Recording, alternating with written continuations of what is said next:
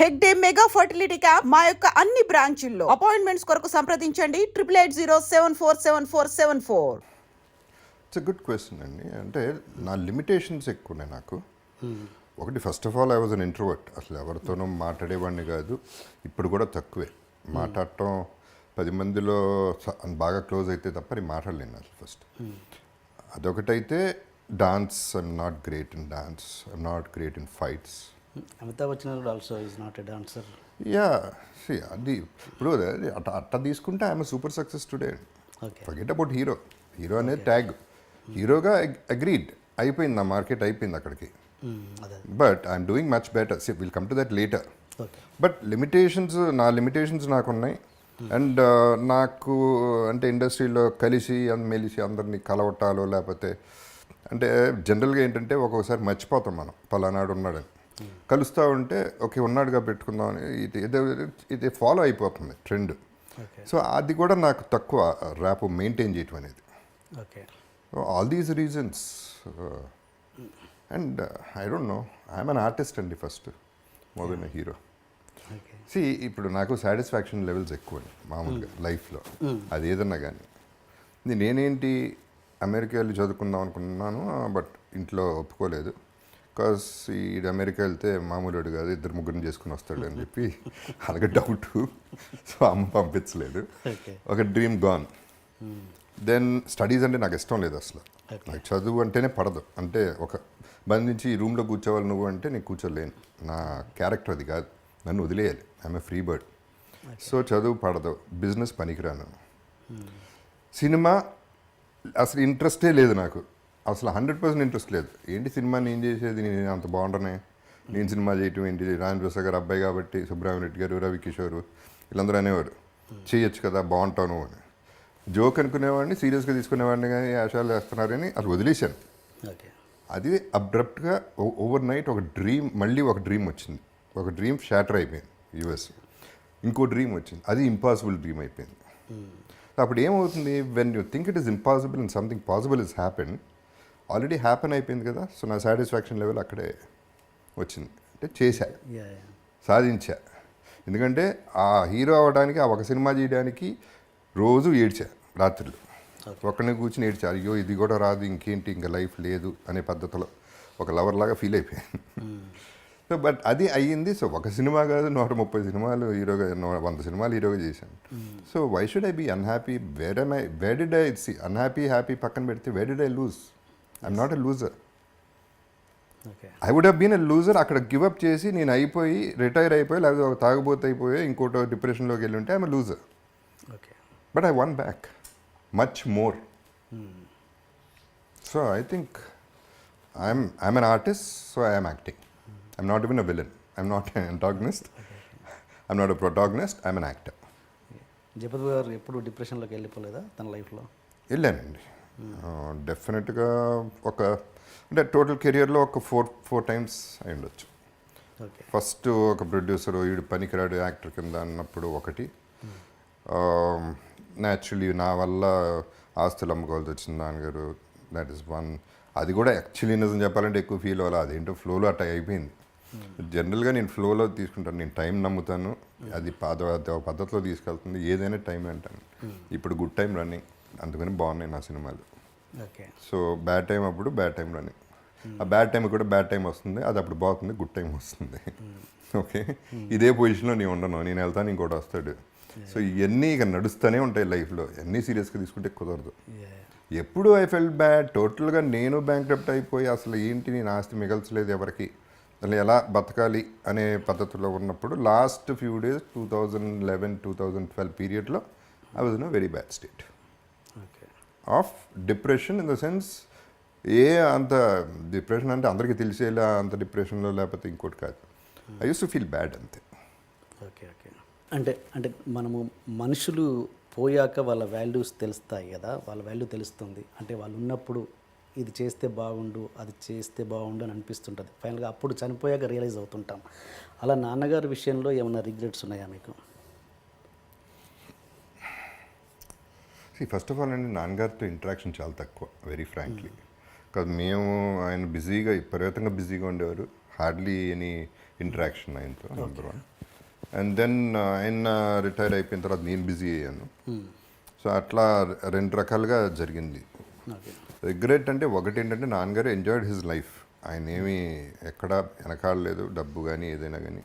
So ఆయన పద్ధతిలో ఆయన ఎంజాయ్ చేశారు. సో దట్ ఈస్ నో, ఒకటే న్యాచురలీ ఏంటంటే ఇవన్నీ కూడా చూసుంటే బాగుండేదని ఆశ ఉంటుంది. ఆశకి కూడా లిమిట్ లేదు. లెజెండ్ చూశారు చాలు, దట్ ఈస్ ఎనఫ్. ఏంటని reaction? It was very happy అండి. సి ఆయన వరి అల్లా నేనే. అదే ఇక 3వ వాడు కూడా నాలాగా అయిపోయాడు, మొత్తం తగలబెట్టేస్తున్నాడు, ఎందుకు పనికిరాడు అనేది ఆయన వరి. ఓకే. ఆ వరి హీఈస్ ఓవర్కమ్. లెజెండ్తో అంత పెద్ద సక్సెస్ అయ్యేపాటికి ఆయనకి తృప్తి కలిగింది. సో తృప్తిగానే, నా వరకు కూడా తృప్తిగానే ఉన్నారు. ఓకే. నాలాగే అయిపోయాడు అంటే నాన్నగారు ఎన్ని సినిమాలు చేశారండి? ఒక ఆయన 33-34 చేశారు. అంటే చివరి టైంలో తెలియడం ఏంటి నాలాగే అయిపోయాడు అని? అంటే అలా చేశాడని ఎప్పుడు 1-2 అంటే బ్యాడ్ బిజినెస్ మ్యాన్, డబ్బులు మేనేజ్మెంట్ లేదు, ఎవరికి పడితే వాళ్ళకి ఇచ్చేస్తాడు ఓకే ఓకే అనేది, మోసపోతాడు and all these things. Okay. And మామూలుగా మీ సినిమాలు ఇప్పుడు తీస్తున్న సినిమాలు, సెకండ్ ఇన్నింగ్లో స్టార్ట్ చేసిన సినిమాలు, ఆల్మోస్ట్ అన్ని సినిమాలు గుర్తుపెట్టుకునే క్యారెక్టర్సే. గూఢచారి కావచ్చు, రంగస్థలం కావచ్చు, నాన్నకు ప్రేమతో, ఇప్పుడు వచ్చిన ఇది. బట్ మీరు హీరోగా చేసినప్పుడు సినిమాలు పెద్ద, నిజంగా జగపతి బాబు గారు అంటే టక్కున గుర్తొచ్చే సినిమాలు, క్యారెక్టరైజేషన్ పరంగా మాట్లాడుతున్నాను, సినిమాలు కాదు. శుభలగ్నం గుర్తొస్తుంది, మాచిరు, ఇవన్నీ సినిమాలు గుర్తొస్తాయి. బట్ జగపతి బాబు గారు అనే క్యారెక్టర్ టక్కున గుర్తొచ్చే సినిమాలు లేవని నా అభిప్రాయం. If I'm wrong correct me please. And అని నా ఫీలింగ్. అంటే అప్పుడు అంత కంఫర్ట్గా ఉన్నప్పుడు మీరు ఎప్పుడు నాకు తెలిసి రిస్క్ చేసిన సందర్భం, ఎక్సెప్ట్ గాయం అది గుర్తుండిపోద్ది ఆ క్యారెక్టర్ హీరోగా. ఏమడుగుతున్నాను అది, అప్పుడు మీరు కంఫర్ట్ లెవెల్లో ఉన్నప్పుడు ఎప్పుడు రిస్క్ చేయలేదు మీరు. బట్ ఇప్పుడు మీరు అంటే చాలా కసి పెరిగిపోయింది. ఇప్పుడు ఒక నటుడిగా మీకు ఇప్పుడు కసి పెరిగిపోయిందని అర్థమవుతుంది. అంటే ఏంటి, అంటే అవసరం అలా చేపిస్తుందా మీతో, లేకపోతే కంఫర్ట్గా ఉన్నప్పుడు ఎప్పుడు రిస్క్ చేయలేదు అనిపించింది నాకు? లేదండి, you're not right. Okay. I'm the only person who took risks. Example చెప్పండి. Antahpuram, why did I do Antahpuram? అది నేను ఏంటంటే అది ఒక గెస్ట్ లాంటిది, guest character. Whatever it is, why should I do it? Okay. Why, who did it చెప్పండి, ఒక example చెప్పండి. గెస్ట్ అపియరెన్స్లో పీక్లో ఉన్నప్పుడు ఎవరు చేశారు? ఎవరు చేయలేదు కదా. Okay. That is a chance. See, Anthapuram చేస్తే సూసైడ్ చేసుకుంటాం అన్న ఫ్యాన్స్ బోడంతమంది ఉన్నారు. క్యారెక్టర్ చేయటం ఏంటి, మా హీరో, నేను హీరో కాదు అంతపురానికి అప్పుడు, కానీ నేను పెద్ద హీరోని, బాగానే ఉన్నాను. అట్లా చూసుకుంటే అనుకోకుండా ఒక రోజు నేను హీరో కాదు, చార్మి నన్ను కూడా పెళ్లి చేసుకోలేదు, శశాంక్ని చేసుకుంది. సో అనుకోకుండా ఒక రోజు కూడా ఎట్టా అయింది, చందు నాకు కథ, వేరే కథ చెప్పడానికి వచ్చాడు నెక్స్ట్ సినిమాకి హీరోగా. నేను ఈ కథ ఏంటని అడిగా, ఇది చెప్పాడు, నాకు ఇది బాగుందన్న, ఇది క్యారెక్టర్ అండి, మీకు క్యారెక్టర్ అట్లా చేస్తారని. నేను క్యారెక్టరో ఇంకోటో కాదు, నేను చేస్తాను. ఇద్దరు హీరోయిన్లతో స్టార్ట్ చేసింది శోభన్ గారి తర్వాత నేనే. మల్టీ స్టార్ స్టార్ట్ చేసింది నేనే. ఎవరితో అయినా చేయడానికి రెడీగా. నేను నాగార్జునతో చేశాను, ఇంకెవరెవరో అఫ్కోర్స్ పెద్ద నాగేశ్వరరావు వాళ్ళందరూ పక్కన పెడితే కూడా ఆ ఛాన్స్ కూడా తీసుకున్నాను. ఓకే. ఇప్పుడు కూడా, ఇప్పుడు ఇంత బాగున్నప్పుడు కూడా వెబ్ సిరీస్ చేశాను. అది ఎంత పెద్ద హిట్, అది ఫ్లాప్ పక్కన పెట్టండి, అది ఇంపార్టెంట్ కదా, అది బాగానే ఆడింది. But again I wanted to take a chance. I always like to bend the rules and break them కూడా వీలైతే I want to break the rules. Okay. So I always took a chance. Life is a gamble and that's why I'm a gambler. Life the takes, దాని పద్ధతిలో అది తీసుకెళ్తూ ఉంటుంది, మన పద్ధతిలో మనం వెళ్ళిపోతూ ఉంటాం అంతే. అది తీసుకెళ్లే పద్ధతిలో వెళ్ళిపోతూ ఉంటాం. మంచివాడు ఎప్పుడు బౌన్స్ బ్యాక్ అవుతాడన్నది మీరు నమ్ముతారా? కర్మ సిద్ధాంతాన్ని ఇలాంటివి నమ్ముతారా? ఐ డోంట్ నో అండి, నా కర్మ అనేది నేను పెద్దగా నమ్మను. మంచిగా ఉండాలి, ఉంటే ఫస్ట్ మనకు మనశ్శాంతిగా ఉంటుందండి మంచిగా ఉంటే. పాయింట్ నెంబర్ 1 ఏంటంటే, me myself, I'm very selfish like everybody else. Selfish అంటే ఎట్లా? ఎవరు సెల్ఫిష్ కాదండి. మీరు ఒక్క సెంటెన్స్ చెప్పండి, లేకుండా ఒక్క సెంటెన్స్ చెప్పండి. సెల్ఫిష్ మీన్స్ ఒకటికి అన్యాయం చేయకుండా బతికితే చాలు. అదే సెల్ఫిష్నెస్. ఎందుకు? నా పీస్ ఆఫ్ మైండ్ కోసం. ఎందుకు చేస్తున్నా అది నా పీస్ ఆఫ్ మైండ్ కోసం. అలాంటి ప్రతి దాంట్లో సెల్ఫిష్నెస్ ఉంది. ఎగ్జాక్ట్లీ. ఇప్పుడు అందుకనేనండి, అతను జనరాసిటీ 100 కోట్లు ఇచ్చాడు అతనికి అంటే, అతను నా ప్రకారం గొప్పడు కాదు, ఈజ్ ఆల్సో సెల్ఫిష్. అతనికి ఒక సాటిస్ఫాక్షన్. అండ్ పైగా ఇవ్వటంలో ఉన్న ఈజీనెస్ పుచ్చుకోవటంలో ఉండదండి. ఇవ్వటం చాలా ఈజీ, పుచ్చుకోవటం చాలా కష్టం. ఎందుకంటే ఇవ్వటం అంటే ఇటు తీసి మనం ఇచ్చేయచ్చు, పుచ్చుకోవడం అంటే ప్లీజ్ ప్లీజ్ అనాలి. ఆడిస్తాడో లేదో తెలియదు. ఇవన్నీ there are so many things to it. So నేను I believe in peace of mind. ఇప్పుడు షార్ట్ టైం గబుక్కనే ఎవరి మీద నడిచాను అనుకోండి, నేనే బాధపడతాను రోజంతా. ఆరవపోతే బెటరు, ఓకే కొంచెం కొంచెం ఓర్చుకుంటే సరిపోతుంది, అది పాస్ అయిపోతుంది. లేకపోతే మళ్ళీ అతను పిలిచి సారీ, కొన్ని సందర్భాలు జరిగినాయి, తప్పు నేను చేసి ఎవరి మీద అరిసి మైక్ తీసుకుని యూనిట్లో ఐఎమ్ సారీ నా తప్పు అని చెప్పిన సందర్భాలు కూడా ఉన్నాయి. ఓకే సో అంతవరకు ఎందుకు వెళ్ళటం? అసలు ఫస్ట్ నేను హ్యాపీగా ఉండాలి, అది అందరూ అనుకునేది అదే. ఎవడు ఏమన్నా వాళ్ళ కోసం నీ కోసం చేస్తున్నా. ఇప్పుడు ఫాదర్ జనరల్గా చాలామంది పిల్లల కోసం మీకోసం ఎంత కష్టపడుతున్నానో తెలుసాను, తొక్కేం కాదు, వాళ్ళ కోసం ఏం కష్టపడలేదు ఎవడో, వాడి కోసమే కష్టపడుతున్నాడు. Okay he wants to earn, he wants to spend. పిల్లలకి ఇవ్వాలని తనకి ఆశ, తన పిల్లలు, తన భార్య, అన్నీ తనియే కదా, అంతా సెల్ఫిష్నెస్సే కదా. So I'm also selfish like that. So దాన ధర్మాలు చేసేవాళ్ళు కూడా సెల్ఫిష్, స్వార్థపరులే. యా, స్వార్థం అంటే ఎస్, అదే వాళ్ళ మనిషి ఇన్ అ వే అంతే కదండి.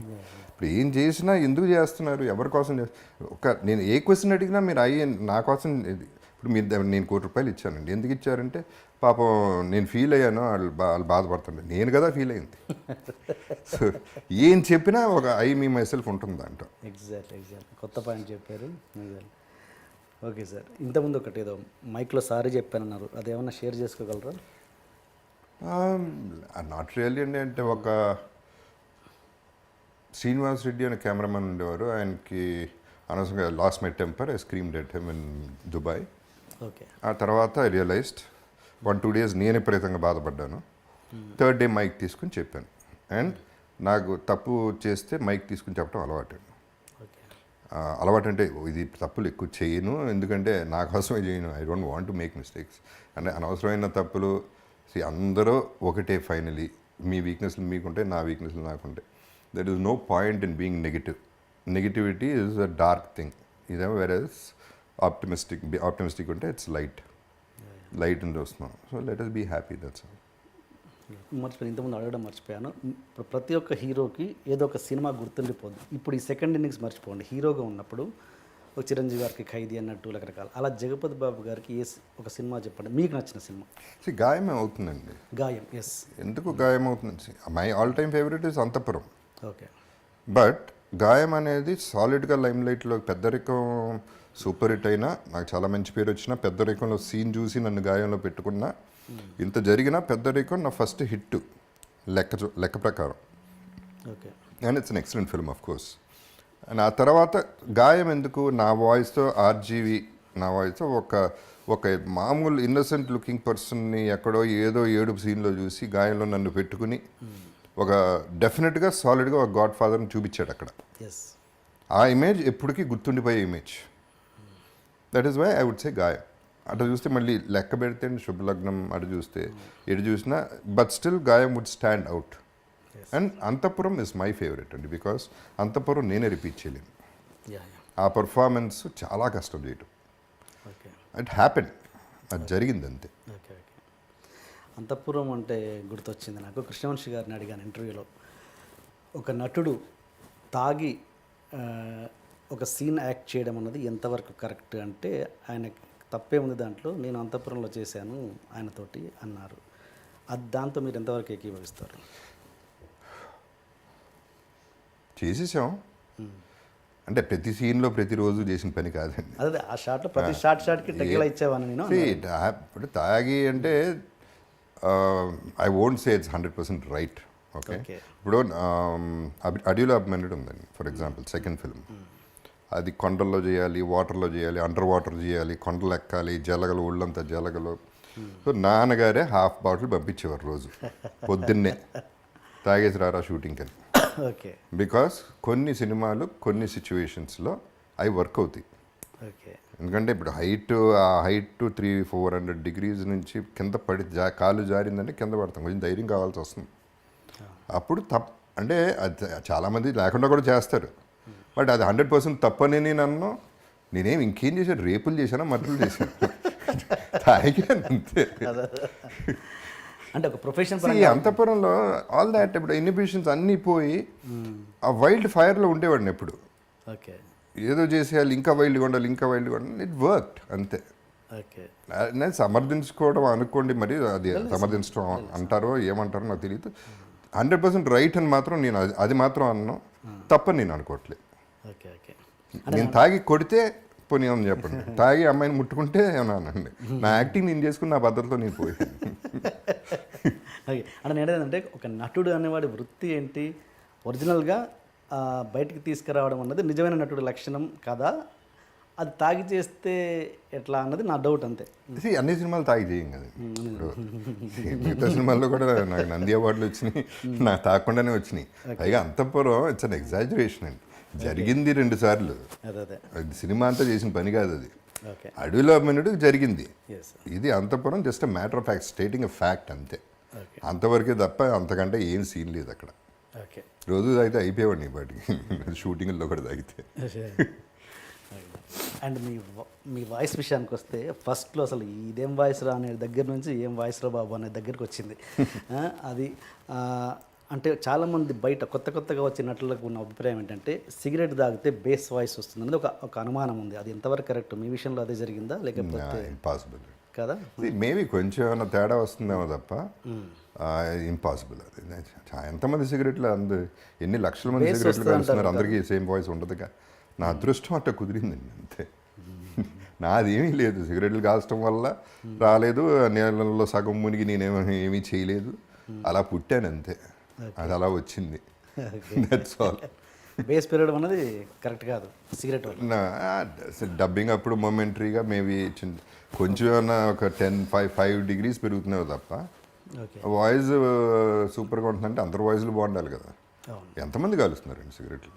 అవును. అది ఇంపాసిబుల్, దట్స్ నాట్ పాసిబుల్. సాధన చేస్తే వస్తుందేమో కానీ. మీరేమైనా వాయిస్ ఎక్సర్సైజ్ చేశారా? చేస్తుంటారా? లేదు. చేయరు ఇప్పటికీ. ఓకే. అండ్ మీ తోటి నటుల గురించి మాట్లాడితే నార్త్ ఆర్టిస్టులు మీతో కో ఆర్టిస్టులుగా ఉంటారు చాలామంది, విలన్ క్యారెక్టర్స్, క్యారెక్టర్ ఆర్టిస్టులుగా. వాళ్ళు సెట్లో ఎలా డైలాగులు చెప్తారో మనకు అందరికీ తెలుసు. ఆల్మోస్ట్ ABCDFG చెప్తారు. అలాంటి వాళ్ళతో మీ కెమిస్ట్రీ ఎలా ఉంటుంది? అంటే ఇబ్బందిగా, అంటే ఆ మూడ్ రాకుండా మీరు ఏమైనా ఇబ్బంది పడుతుంటారా కెమిస్ట్రీ రావడానికి? లేదండి, యాటిట్యూడ్ ఉంటే అవతల వాళ్ళకి ఇబ్బంది కలుగుతుంది తప్ప. See, నేను వేరే భాషలు చేస్తున్నా కదండి. సో అది I don't think that is a part of acting. యాక్టింగ్కి భాష లేదు. ఓకే. అది ఏదైనా ఎవరైనా చేయొచ్చు, సిన్సియారిటీగా అక్కడ నుంచి కౌంటర్ ఉంటేనే కదా మనకి ఉంటుందండి. See, ఆ మాత్రం ఎక్స్పీరియన్స్ ఉంది కదా. Okay that is more than. See when you know what you have to do. Okay అతను ఏం తన ఇంటెన్షన్ ఏంటి, డైలాగ్ ఏంటి మనకు తెలుసు. ఓకే కాకపోతే ఏంటంటే వీఆర్ కాన్సన్ట్రేటింగ్ ఆన్ చెవులేమో డైలాగ్ మీద ఉంది, చూపేమో తన మీద ఉంది. So expression will come automatically. Okay. మీరు అదర్ లాంగ్వేజ్లో పోతున్నప్పుడు ఎలా వేరే వాళ్ళు డబ్బింగ్ చెప్పడమేనా, మీరు చెప్తున్నారా? మలయాళం వేరే వాళ్ళు చెప్పారు, తమిళ్ నేను చెప్తాను, ఓకే కన్నడ వేరే వాళ్ళే చెప్పారు ఓకే. Dubbing work. ఇలా మీరు దాన్ని నేర్చుకొని చేయాలన్న ఉద్దేశంలో లేరా ప్రకాష్ రాజ్ గారి లాగా? లేదండి, అంటే Malayalam basically first of all 1-2 films చేశాను నేను. మలయాళంలో ఒకటి చేశాను, ఇప్పుడు ఇంకో 2 చేస్తున్నా. కన్నడ 2-3 చేశాను, దాంట్లో 2 పెద్ద ఆడలేదు, తర్వాత పెద్ద సినిమాలు రాలేదు. సో అది ఎప్పుడు వస్తుందంటే లాంగ్వేజ్. ప్రకాష్ రాజ్ కూడా ఫస్ట్ సినిమాకి ఏం నేర్చుకోలేదు. కొన్ని సినిమాలు హిట్ అయ్యి ఇప్పుడు ఎంకరేజ్మెంట్ ఉన్నప్పుడే కదా ఇవన్నీ. ఎంకరేజింగ్గా ఉంది అంటే నేర్చుకుంటాం, న్యాచురల్లీ నేర్చుకుంటాం, ఆటోమేటిక్గా రావటం మొదలవుతుంది. అండ్ ఇంటరాక్షన్ అయిన కొద్దీ, కలిసిన కొద్దీ, నెంబర్ ఆఫ్ డేస్ అయిన కొద్దీ వచ్చేస్తుంది భాష. ఇప్పుడు హిందీలో చేస్తున్నట్టున్నారుగా? హిందీ ఇంకా జరుగుతుందండి. కమిట్ అవ్వలేదా ఇంకా మీరు? కమిట్ అయ్యాను, అది బయట. హిందీ బాగా వచ్చా మీకు? పర్లేదండి, బట్ హిందీలో కనుక ప్రాపర్ ఎంట్రీ, అదే ఈ ఎంట్రీ అయినప్పుడు మాత్రం I want to learn Hindi and I want to dub. Okay. దానికి మాత్రం వాయిస్ ఇస్తా. Okay okay. అండ్ మళ్ళీ మీ ఈ విషయానికి వస్తే ఫినాన్షియల్ థింగ్స్కి, మీరు ఇల్లు అమ్మేసి దీంట్లో ఉంటున్నారు ఇప్పుడు. ఎప్పుడైనా ఆ ప్లేస్కి వెళ్తున్నప్పుడు, ఆ కార్ మా ఇంటి ముందు నుంచి వెళ్తున్నప్పుడు మీ ఫీలింగ్ ఎలా ఉంటుంది? ఏముండదండి ఫీలింగ్, ఏముండదు, ఇల్లే కదండి. ఫీలింగ్ ఏదో అమ్మటం గొప్ప విషయం కాదు. నేను అనేది ఇది మెటీరియలిస్టిక్ అండి. ఇప్పుడు మెటీరియలిస్టిక్ థింగ్స్, అందుకనే ఇప్పుడు నా థింకింగ్ వేరండి. ఇప్పుడు డబ్బు అనేది ఒక రేంజ్ వరకే డబ్బుకి రెస్పెక్ట్ ఇవ్వాలి. ఒక రేంజ్ వరకు డబ్బులు సంపాదిస్తాం, ఆ తర్వాత డబ్బులు మనం సంపాదించేస్తాం, బానిస అయిపోతాం. అది పెద్ద అడిక్షన్ అండి. దాని అంత పెద్ద జబ్బు ఇంకోటి లేదు. ఓకే. సిగరెట్లు, మందు, గ్యాంబ్లింగ్ కాదు, డబ్బు పిచ్చి అనేది ఒక పెద్ద జబ్బు. ఓకే. ఇప్పుడు అది గనక ఆ గ్రిప్లోకి వెళ్తే మనుషులు కనపడరు, హార్ట్లు కనపడవు, ఏవి కనపడవు. మర్డర్ చేసినా డబ్బులు సంపాదించాలి, బ్రదర్ చచ్చిపోతే ఆస్తి వస్తుంది మనకి సగం, ఫాదర్ చచ్చిపోయి ఎప్పుడు చేస్తాడా డబ్బులు ఇస్తాడు, ఈ ఆలోచనలు కదా ఉండేది ఫైనలీ. అండ్ డబ్బుకు కూడా ఒక లిమిట్ ఉంటుందండి. ఓకే. మీరు క్లియర్గా ఆలోచిస్తే ఎంతమంది వేల కోట్లు పెట్టుకుని ఏం చేస్తున్నారండి లైఫ్లో? నాకు ఉందంటున్నారు, ఓకే, ఉండి ఏం చేసుకుంటున్నారు? నిద్రలేదు కొంతమంది కాన్స్టిపేషన్, కొంతమందికి డయేరియా, రకరకాల మనుషులు. కొంతమంది వేల కోట్లు సంపాదించి జైలుకి వెళ్ళే వాళ్ళు ఉన్నారు. కొంతమంది అంటే జెన్యున్ క్రైమ్ చేశారో లేదో పక్కన పెట్టండి, కన్విక్షన్ పక్కన పెట్టండి. I'm saying what is the final. అందుకనే నేను డబ్బులు అనేది that is a part of life తప్ప, శుభలగ్నంలో డైలాగ్ లైఫే కాదు, ఇది మొత్తమే డబ్బే లైఫ్ కాదు అనే దాని మీద ఈ గ్యాంబ్లింగ్ కూడా ఐ వుడ్ సే దాంట్లోంచి వచ్చిన ట్రేటేనండి.